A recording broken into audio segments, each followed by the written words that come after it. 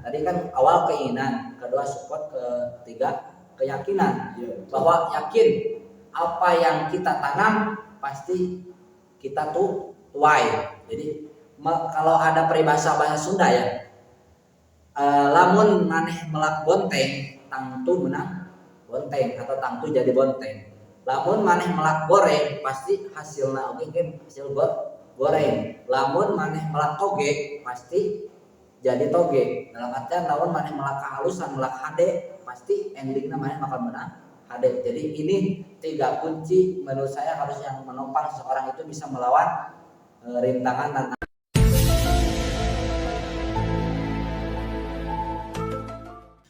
Assalamualaikum warahmatullahi wabarakatuh. Kembali lagi di channel MLA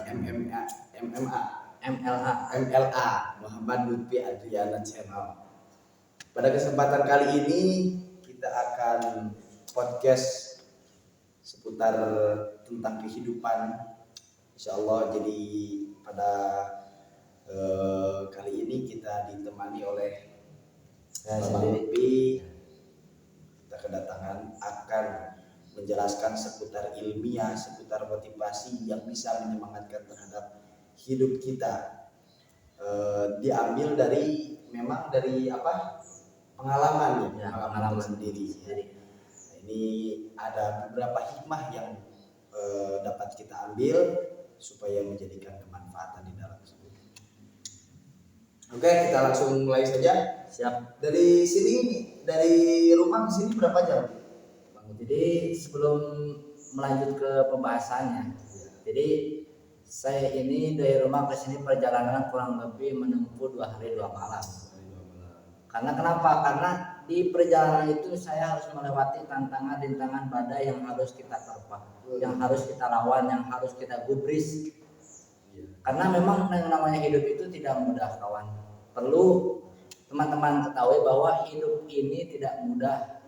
Hidup ini tidak segampang memberikan telapak tangan. Jadi memang kita harus benar-benar siap menjalani hidup ini. Kalau tidak siap ya sudah, mati saja. Jadi kurang lebih 2 hari 2 malam perjalanan saya ke sini menggunakan kendaraan. 2 hari 2 malam. Ya, itu terkait perjalanan. Ya, jadi intinya di dalam kehidupan itu tidak susah. Pasti ada rintangan yang harus kita tempuh. Jadi bagaimana kita ingin hidup senang tanpa melalui rintangan-rintangan tersebut ya. Jadi pasti ada rintangan. Oke, pada pembahasan yang pertama ini menanyakan kepada Bang Lutfi. Di dalam kehidupan itu kan banyak statusnya. Bahasa gampangannya itu statusnya. Ada kalanya pelajar biasa yang sekolah, ada kalanya mahasiswa, kemudian santri. Nah, ini di kalangan santri banyak. Kemudian yang dipertanyakan itu langkah pertama yang harus dilakukan ketika seseorang menginjak dewasa. Langkah pertama yang harus dilakukan ketika seseorang menginjak dewasa. Saya jawab nih. Sesuai pengalaman saya karena mungkin mau diakui ataupun tidak, suka ataupun tidak, rela ataupun rela, tetap saya itu gini-gini pun sudah menginjak masa yang namanya fase dewasa. Yang mana kita tidak bisa ujung-ujung langsung ke fase dewasa. Jadi kita harus melewati fase-fase sebelum-sebelumnya, yaitu masa remaja, ke bawahnya masa kanak-kanak, masa balita, masa bayi, masa dalam kandungan rahim ibu kita. Dan dari masa atau dari fase ke fase yang lain, step by stepnya itu pasti memiliki cobaan rintangan yang berbeda.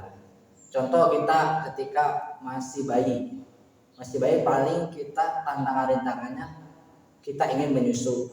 Ya kalau lapar menyusu, karena gak mungkin lah bayi tiba-tiba masih baru brojol gitu langsung dikasih, misalkan dikasih makanan ringan ataupun nasi sekalipun gak bakal masuk, bubur juga ya itu. Jadi dari fase yang rendah otomatis tantangan, cobaan, rintangan itu ya sesuai dengan fase yang dialami, menginjak ke fase kita masa balita. Balita itu berarti anak di bawah 5 tahun ya. Itu paling fasenya kita itu pengen main, kemudian kalau mainnya kelamaan pasti apalagi sampai kesorean itu sesuai pengalaman saya dulu suka main bola gitu pas sebelum sekolah SD gitu kan suka main bola kadang di sawah kadang di kebun itu kan sampai berlarut sampai ke sore saking asiknya karena waktu zaman dulu itu kan belum ada gadget ya. Jadi memang asik bener dalam artian sampai gak tahu waktu dan gak mau ada siapapun yang harus mengganggu. Walaupun itu orang tua. Nah itu cobaan rintangan yang saya alami ataupun yang mungkin kalian teman-teman juga dialami pada masa balita itu. Menginjak ke masa anak-anak, hampir mirip juga sama, cuman agak lebih lebar mungkin. Karena masa anak di sana sudah masa kita memasuki sekolah. Di sekolahan kita pasti mempunyai banyak teman, mempunyai ya teman dan lain sebagainya. Nah di sana paling cobaan rintangannya itu ya sesuai dengan fase pada waktu itu, yaitu ketika kita masa kanak-kanak atau masa kita zaman sekolah SD lah, sekolah dasar. Misalkan yang harusnya minta jajan itu kalau dulu ya saya dari kelas 1 SD sampai kelas 5 kalau nggak salah itu jajan itu cukup dengan 2000 itu. Kalau sekarang mungkin cukup satu hari itu 2000. Bukan satu hari, cukup buat di sekolah jajan. Sekolah. Sampai pulang lagi ya beda lagi di luar. Itu suka jajan apa? Ya pada waktu itu karena saya hobinya itu memang ada yang namanya gongsir itu. Iya, gongsir. Gongsir tau kan? Iya. Gongsir itu singkatan ya, kalau di Sunda itu gongsir itu jagung sama gula pasir. Iya. Jagung sama gula pasir yang mana nanti wadahnya itu pakai daun, sendoknya juga pakai daun. Itu pokoknya mantap. Sampai sekarang saya pengen mengulangi masa itu tapi susah sekali, nggak ada orang ataupun pedagang yang mau mendagangkan gongsir tersebut. Itu mungkin tantangan ketika masa kanak-kanak menginjak ke masa remaja. Nah, masa remaja ini masa yang memang kerap sekali lah banyak ya, orang tua sudah mungkin bisa dikatakan acuh tak acuh pada anaknya karena sudah merasa udah besar inilah buat apa sih diurusin kan. Nah padahal di masa ini harus super ekstra yang namanya orang tua mendidik terhadap anaknya di masa remaja karena miris sekali kalau lihat apalagi zaman sekarang ya.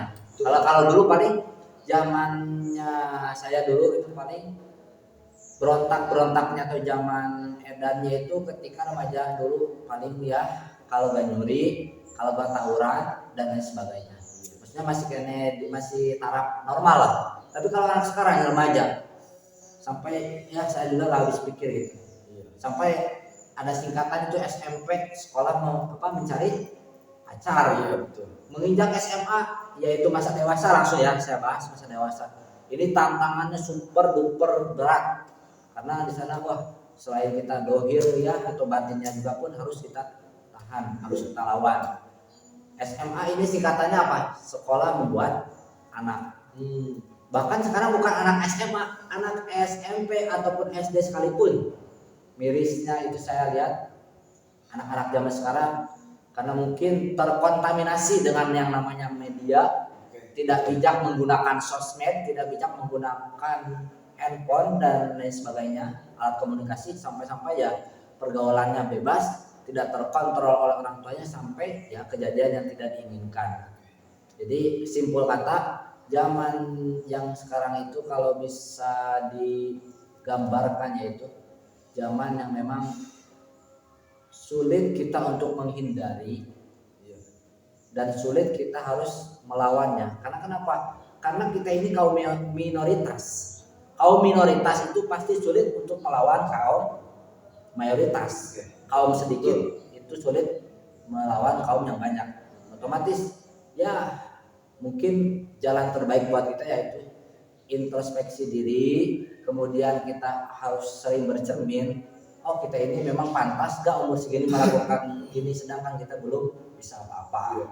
Intinya kesimpulannya setiap masa ke masa itu memiliki tantangan, ujian, rintangan yang berbeda. Oke, siap.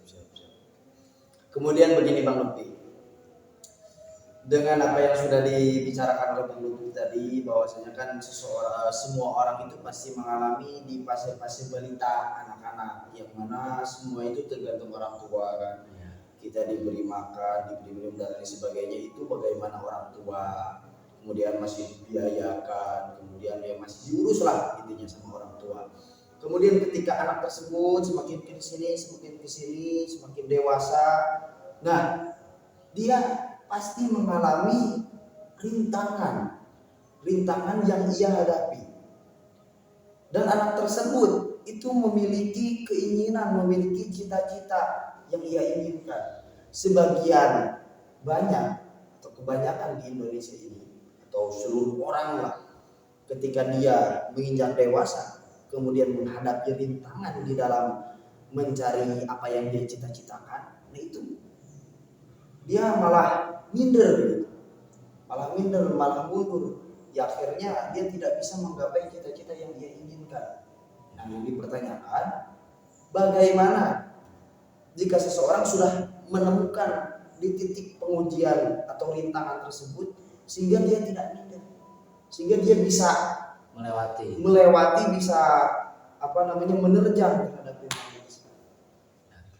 Jadi untuk menerjang kuncinya itu untuk menerjang rintangan-tantangan yang kita hadapi, yang teman-teman hadapi di masa apapun itu tanpa terkecuali adalah yang pertama, kita memang mempunyai pemikiran atau mempunyai keyakinan, mempunyai angan-angan, mempunyai keinginan untuk bisa mencapai cita-cita tersebut. Yang pertama, kunci yang kedua, kita harus ditopang oleh ataupun ada support dari keluarga terlebih dahulu, yang orang terdekat kita, kerabat kita itu harus ada support. Karena susah kita untuk menggapai cita-cita tanpa ada support dari orang tua, khususnya doa itu. Jadi jangan kita menganggap kita ini sukses hasil jerih payah kita, hasil usaha kita, hasil kerja keras kita, jangan. Karena kesuksesan seorang anak itu pasti tidak akan terlepas dari yang namanya doa orang tua. Jadi penting sekali kita harus meminta support, khususnya doa terhadap orang tua. Dan yang memiliki guru pasti, dalam artian karena saya punya prinsip dalam hidup saya sendiri pribadi, bahwa saya harus memprioritaskan dua orang. Yang pertama ini orang tua, yang kedua guru. Karena kenapa? Sebaik apapun, sebagus apapun cita-cita yang ingin kita gapai, kalau tidak sesuai dengan apa yang diinginkan oleh orang tua dan guru, sulit kita mencapainya. Adapun ketika kita bisa mencapai pun pasti tidak akan sukses mulus seperti yang harusnya kita capai atau gapai. Jadi biar gak minder itu yang pertama, punya keinginan kuat, yang kedua ada support dari keluarga, orang tua, kerabat kita, dan yang ketiga kita memiliki optimistis. Jadi mempunyai keyakinan. Tadi kan awal keinginan, kedua support, ketiga keyakinan, bahwa yakin apa yang kita tanam pasti kita tuai. Jadi kalau ada peribahasa bahasa Sunda ya, lamun maneh melak bonteng, tangtu menang bonteng atau tangtu jadi bonteng. Lamun maneh melak goreng pasti hasilna oge hasil goreng. Lamun maneh melak toge pasti jadi toge. Dalam artian lamun maneh melak halusan, melak hade pasti endingnya maneh bakal menang hade. Jadi ini 3 kunci menurut saya harus yang menopang seorang itu bisa melawan rintangan, tantangan, akhirnya dia bisa mencapai terhadap taraf cita-cita yang diinginkan. Betul sekali. Ya. Jadi pada podcast hari ini cukup seperti itu saja. Ada banyak hikmah dan manfaat, motivasi untuk kita semua, bahwa intinya di dalam kehidupan itu jangan sampai putus asa, terus untuk mengejar cita-cita yang kita inginkan, dengan 3 kunci tadi yang sudah disebutkan oleh Pak Lutfi. Sekian podcast ini, terima kasih Pak Lutfi Ya, siap. atas motivasinya. Siap. Oke. Kita tutup pada podcast kali ini. Assalamualaikum warahmatullahi wabarakatuh.